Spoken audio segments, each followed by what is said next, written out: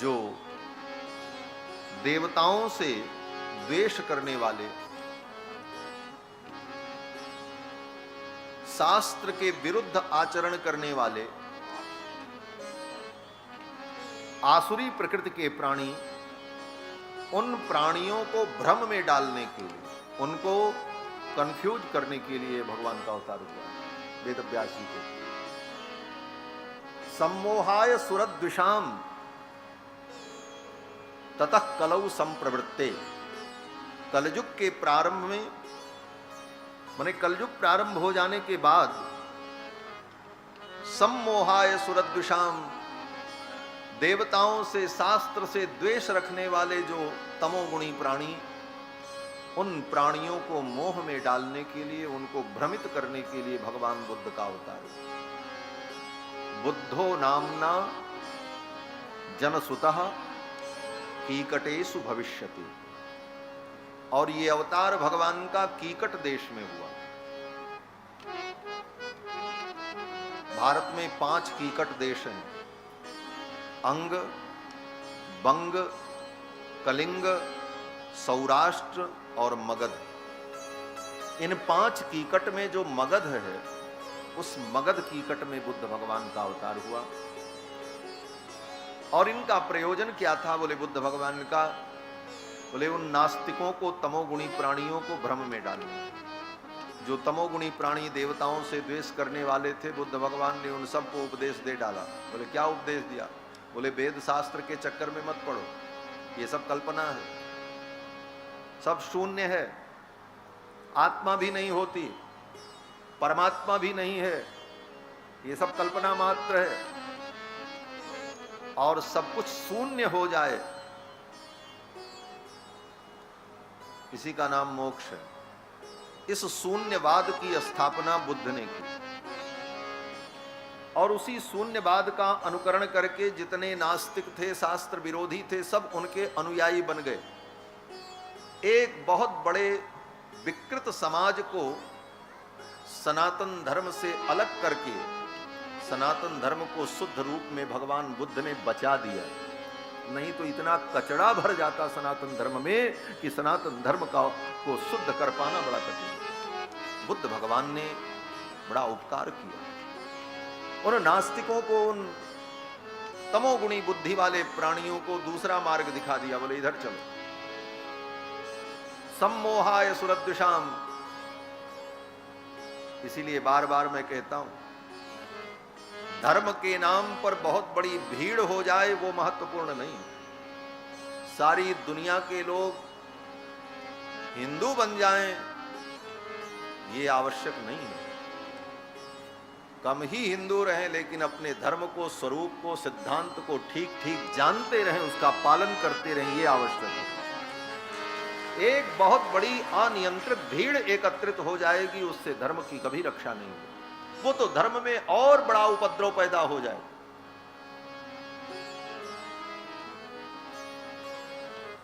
धर्म शुद्ध रूप में बचा रहे, भले इसका अनुकरण करने वाले कम लोग ही हों, लेकिन शुद्ध हो। ये तो सृष्टि है, घटती बढ़ती रहती। आज हम 10 लाख हैं, कभी 10 करोड़ भी हो जाएंगे, कोई बड़ी बात थोड़ी। लेकिन अगर हमारा धर्म ही समाप्त हो गया, बहुत बड़ी भीड़ को अपने अंदर समाहित करने के लिए, सबको अपने अंदर जोड़ने के लिए हमने अपने स्वरूप को ही अगर बिगाड़ दिया, तो फिर वो भीड़ कब बिखर जाएगी इसका कोई ठिकाना। इसलिए सनातन धर्म के शुद्ध स्वरूप को बचाने की आवश्यकता है। धर्म के नाम पर बहुत बड़ी भीड़ बटोर लेने की आवश्यकता नहीं, हमने सबको बुला लिया। आज लोग कहते हैं घर वापसी, घर वापसी का मैं घोर विरोध करता हूं। आप कहोगे क्यों? किस रूप में आप घर वापसी करोगे, इस पर कभी विचार किया? घर वापसी आप करो, अगर वो वापस आ गए तो आप उनको किस वर्ण में रखोगे? उनको ब्राह्मण बनाओगे कि क्षत्रिय बनाओगे कि वैश्य बनाओगे कि शूद्र बनाओगे? हमारे सनातन धर्म की व्यवस्था तो वर्णाश्रम व्यवस्था है, ब्राह्मण, क्षत्रिय, वैश्य, शूद्र, 4 वर्ण। उनको आप किस कोटि में रखोगे, किस कैटेगरी में रखोगे? और अगर आप उनको घर वापसी करा करके लाए और कहा कि ठीक है हमको आपको हम ब्राह्मण की कोटि में रखेंगे, तो कौन सा ब्राह्मण अपने बेटा बेटी का ब्याह उनके बेटा बेटी से करेगा? कोई तैयार होगा? बताओ हमको, कोई तैयार होगा? और अगर तैयार होता भी है तो जिस व्यक्ति की 10 पीढ़ियां गोमांस खाती चली आई, तो वो आज अगर 10 दिन से हिंदू बन भी गया तो हम उसके साथ अपनी बेटी और बेटे का ब्याह अगर कर दें तो कल को फिर भ्रष्ट हो जाए तो मेरी बेटी भी गई और बेटा भी गया। इसलिए घर वापसी शब्द बहुत अच्छा लगता है, लेकिन बहुत दूर तक सोचने की आवश्यकता है। घर वापसी शब्द बहुत सुंदर है, लेकिन किस रूप में आप इसको परिभाषित करेंगे, दूरदर्शिता पर चिंतन करो। इसका परिणाम कितना भयानक होगा। हम कहते हैं आज घर वापसी के नाम पर कोई षड्यंत्र हमारे साथ हो जाए, तब आप क्या करोगे? एक साथ 2-4 करोड़ चुपचाप योजना बना लें कि चलो हम घर वापसी के नाम पे इनमें जुड़ जाते हैं, और 2 करोड़ लोग घर वापसी के नाम पर आपके समाज में घुस गए और उन्होंने उपद्रव खड़ा कर दिया, तो हमारा बना बनाया समाज भ्रष्ट हो जाए।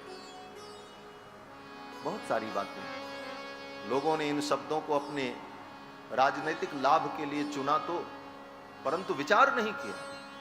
विचार धर्माचार्यों से लेना चाहिए। धर्म के विषय को, धर्म के निर्णय को धर्माचार्य बता सकते हैं, सही दिशा वो दे सकते हैं, लेकिन धर्माचार्य की जरूरत क्या है? स्वयं सब धर्माचार्य बन गए। उसका परिणाम बड़ा भयानक हो। भगवान बुद्ध ने ऐसे दुष्टों की घर वापसी नहीं कराई, अपितु उनको घर से और दूर कर दिया। बुद्ध भगवान सम्मोहाय सुरद्विषाम, उनको दूर ले गए। इनको दूर करो,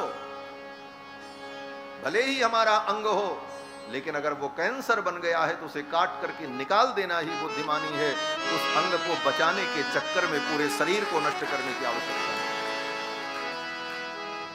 शरीर बचा रहेगा तो हम सुरक्षित रहेंगे, और एक अंग बचाने के चक्कर में हमने पूरे शरीर को रोगग्रस्त कर दिया तो पूरा शरीर नष्ट। ये सनातन धर्म, सनातन धर्म कभी नष्ट नहीं होगा। लोग जो धमकी देते हैं, डराते हैं, तुम्हारा सनातन धर्म नष्ट हो जाए, सनातन धर्म कभी नष्ट नहीं होगा। ये सनातन है, जो नष्ट हो जाए वो सनातन कैसे हो सकता? हाँ, अंतर इतना जरूर है कि कालक्रम से कभी कभी धर्म की ग्लानि होती है, धर्म का ह्रास होता है, और समय आने पर फिर विकास होता है। गीता में भगवान ने यही तो कहा, यदा यदा ही धर्मस्य ग्लानिर्भवति भारत। धर्म खत्म नहीं होता, उसकी ग्लानि होती है। यदा यदा ही धर्मस्य ग्लानिर्भवति भारत अभ्युत्थानम अधर्मस्य, और अधर्म का अभ्युत्थान होता है। तब भगवान अवतार लेते हैं और धर्म संस्थापनार्थाय, धर्म की स्थापना के लिए भगवान का अवतार होता है, और फिर धर्म व्यवस्थित हो जाता है। इसलिए इसकी चिंता नहीं करनी है कि सनातन नष्ट हो जाएगा, कभी नष्ट नहीं, ये नष्ट होने वाला ही नहीं। और धर्म की तो बात छोड़ दो, अधर्म भी नष्ट होने वाला नहीं, अधर्म भी नित्य है। इन बातों को समझना चाहिए। आज तक इस धरती से कभी अधर्म समाप्त नहीं हुआ। राम जी आए, कृष्ण भगवान आए, बड़े बड़े अवतार हुए, बड़े बड़े ऋषि मुनि आए, लेकिन अधर्म समाप्त नहीं हुआ। कम हो गया, समाप्त नहीं हुआ। कम करने के लिए ही भगवान आए, समाप्त करने के लिए नहीं आए।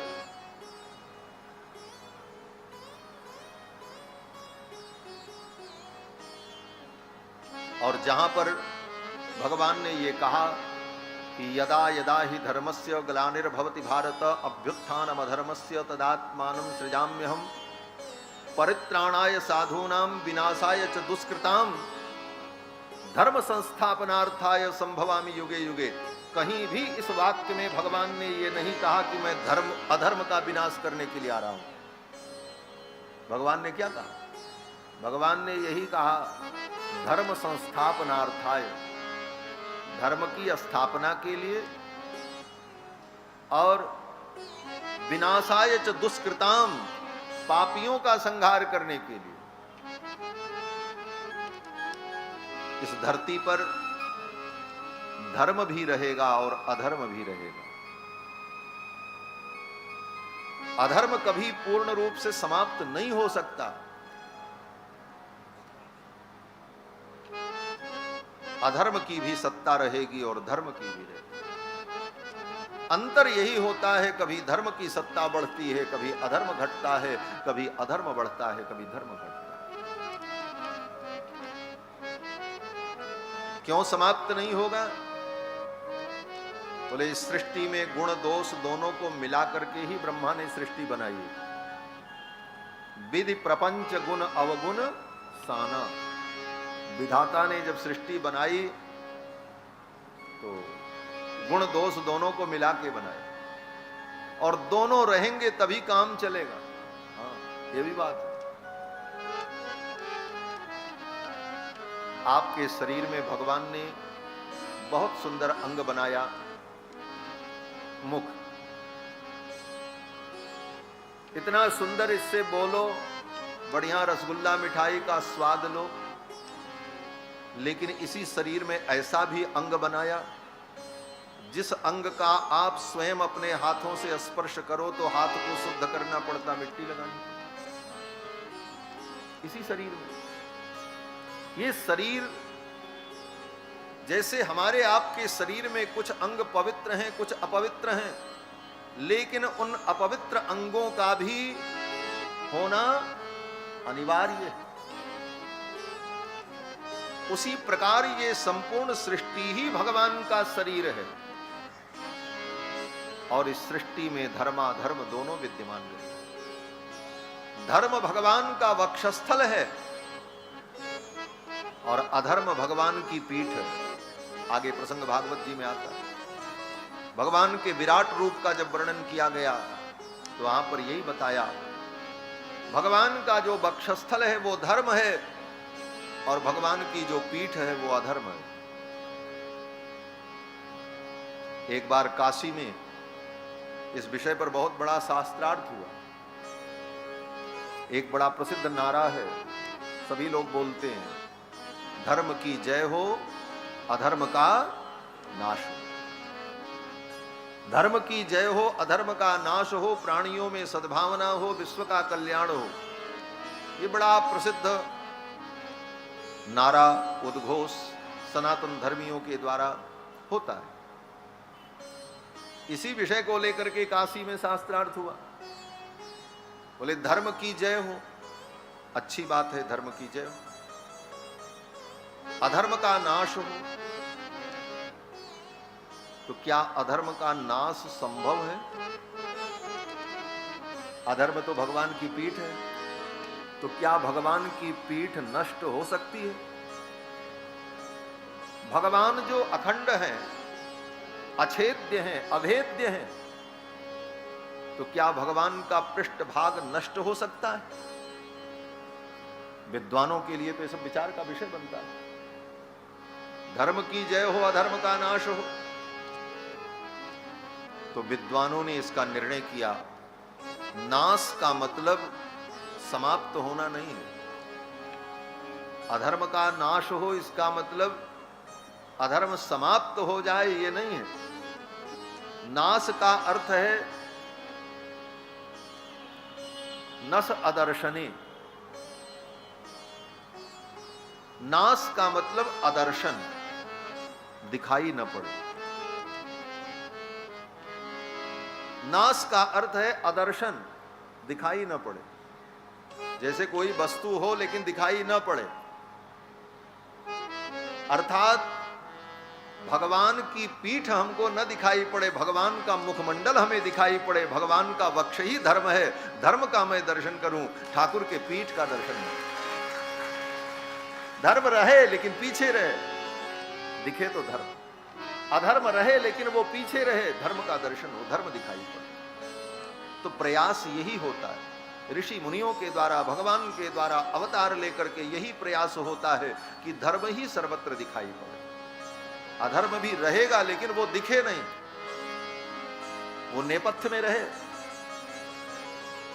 वो दिखे नहीं, लेकिन सर्वथा उसका नाश हो जाए ये कभी संभव ही नहीं, क्योंकि धर्म भी अधर्म भी भगवान का अंग है।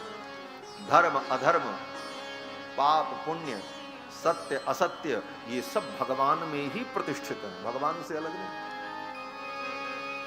जिस सिंहासन पर भगवान बैठते हैं उस सिंहासन के एक पायदान का नाम सत्य है और दूसरे पायदान का नाम असत्य है। पढ़ लेना सब शास्त्र। धर्म अधर्म सब कुछ भगवान में ही प्रतिष्ठित, इसलिए अधर्म का भी पूर्ण रूप से कभी नाश नहीं हो। भगवान बुद्ध ने उन प्राणियों को, उन आसुरी प्रकृति के प्राणियों को सनातन धर्म से दूर कर दिया, उनका नाश नहीं किया, उनको दूर कर दिया। तुम अलग रहो, ये अलग रहो, तुम अपना करो जो करना, इनको शुद्ध रूप से धर्म का आचरण करने। भगवान बुद्ध ने यही लीला की। ततः कलौ संप्रवृत्ते सम्मोहाय सुरद्विषाम बुद्धो नामना जनसुतः कीकटेषु भविष्यति। ये भगवान का 21वां अवतार है। 22वां अवतार भगवान का आगे होगा कलयुग के अंत में, कल की रूप में। मुरादाबाद जनपद में संभल ग्राम में विष्णु यश नाम के कोई ब्राह्मण होंगे, उनके घर में भगवान कल की अवतरित होंगे और भगवान कल की नारायण दुष्टों का संहार करके पुनः धर्म की स्थापना करेंगे और फिर सतयुग प्रारंभ होगा। ये अवतार भगवान का कलयुग के अंत में होगा। अभी कई लाख वर्ष लगेंगे, लाखों वर्ष बाद।